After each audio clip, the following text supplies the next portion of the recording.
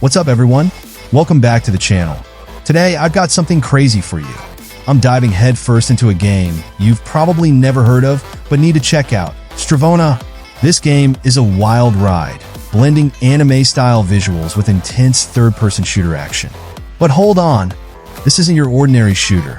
Oh no, this game is something that makes it stand out big time. The Strivona mechanic. Alright, let's set the stage. Strivona is brought to us by Day One Studio, part of iDream Sky, using the powerful Unreal Engine 4. Now, that might not mean much to some of you, but trust me, it means the game looks gorgeous. Think anime meets futuristic sci-fi, but with guns. Released on November 21st, 2024, Strivona is already making waves. But is it good waves or bad waves? That's what we're here to figure out. Let's break it down. This game is designed for everyone who's ever thought, what if I could play an anime character with crazy powers? Now, the main thing that makes Strivona different from other shooters is the Strivona mechanic. Yeah, you heard me, Strivona. Imagine turning your character from a 3D anime model into a flat piece of paper. Sounds weird, right? But here's the kicker. When you're stringified, you're harder to hit. You can climb walls like Spider-Man, squeeze through tight gaps, and even glide through the air like a paper plane. Alright, so what can you actually do in Strivona? Well, there are a few game modes to keep things interesting. Ranked, Escort, Team Arena, and Team Deathmatch. Personally, I'm a sucker for Team Deathmatch because, let's face it, I like chaos. Okay, let's talk about tech. If you're thinking of playing Strivona, you'll need a decent PC. Here's the breakdown. At minimum, you'll need an Intel Core i3 processor for gigabytes of RAM and a GTX 730 graphics card. Not bad, right? But if you want this game to look as stunning as it can, aim for the recommended specs. An Intel Core i5, 8 gigabytes of RAM, and a GTX 1050 Ti. Trust me, you'll thank me when you see how buttery smooth it runs. Now, this is where things get controversial. Strivona has a progression system tied to Dream Tokens. These are used to unlock new characters, but here's the catch. It's a grind. And I mean a grind with a capital G. You get Dream Tokens by leveling up, but leveling up takes more and more EXP every time. Oh, and did I mention there's a weekly CAP on how much EXP you can earn? Yep, you heard me right. To unlock every agent, you're looking at around 448 hours of gameplay. That's double the time it took in the Chinese version of the game. And if you're a free-to-play player, well, let's just say you better get comfy because you're going to be here for a while. Alright, let's get real about Dream Tokens. These little things are like gold in Strivona. They're the key to unlocking new characters. But here's the problem. They're harder to get than a parking spot at the mall on Black Friday.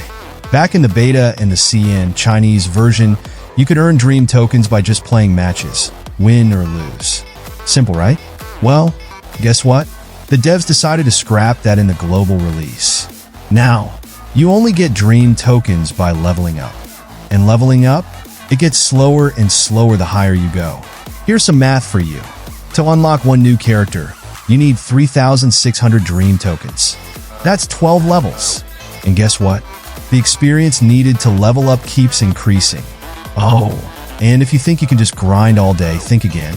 There's a weekly EXP cap. It's like the game is saying, nope, that's enough fun for you this week. Devs, what's up with that? Now let's get into the store.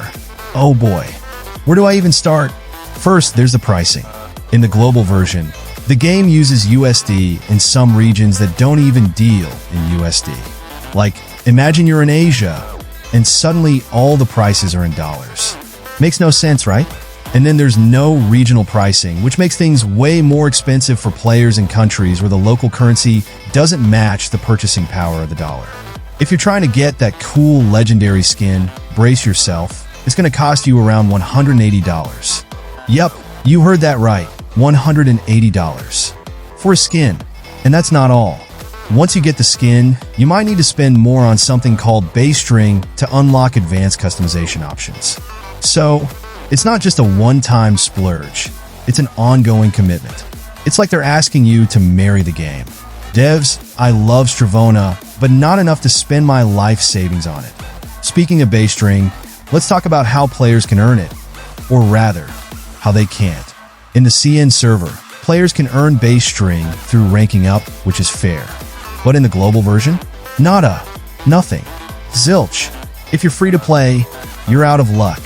And remember those legendary skins I just mentioned? They require tons of base string to unlock their customization options. It feels like the devs are saying, hey, we know you love this game, but how much do you really love it? Show us by emptying your wallet. Alright, let's talk about rank mode. This is where competitive players go to prove their skills, right? Well, not exactly. In Strivona, ranked mode only has one game type, demolition. If you're someone who enjoys escort or other modes, tough luck. You won't find them here. I mean, come on, devs. Variety is the spice of life. Why lock us into just one mode? Also, ranked can get pretty sweaty. If you're like me and just want to chill, maybe stick to the standard queue. But hey, if you're up for the challenge, go for it. Just don't blame me when you're matched with players who seem like they've been training their whole lives for this moment. Let's move on to servers. Now, this one really grinds my gears. Even when I select the best server it is with a ping of 10 milliseconds, the game still sometimes throws me into random servers where my ping shoots up to 200 milliseconds. Like, what's the point of a server selection if it doesn't even work? So, what does the community think about Strivona? Well, it's a mixed bag. On one hand, players love the unique gameplay, especially the stringify mechanic.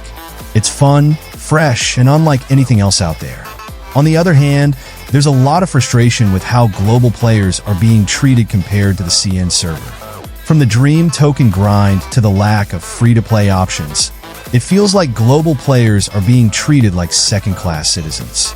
Oh, and let's not forget the classic advice. Don't play ranked unless you're ready to rage. Honestly, it's like a rite of passage at this point. So after all that, is Strivona worth playing? Honestly, yes, if you're okay with some of the flaws. The gameplay is fun, the mechanics are unique, and the art style is beautiful. But if you're not ready to commit to the grind or spend a small fortune on cosmetics, maybe wait for the devs to address some of these issues. And there you have it, guys. That's everything you need to know about Strivona. Make sure to like, subscribe, and comment your thoughts below. Thanks for sticking around, and I'll see you in the next one. Peace out.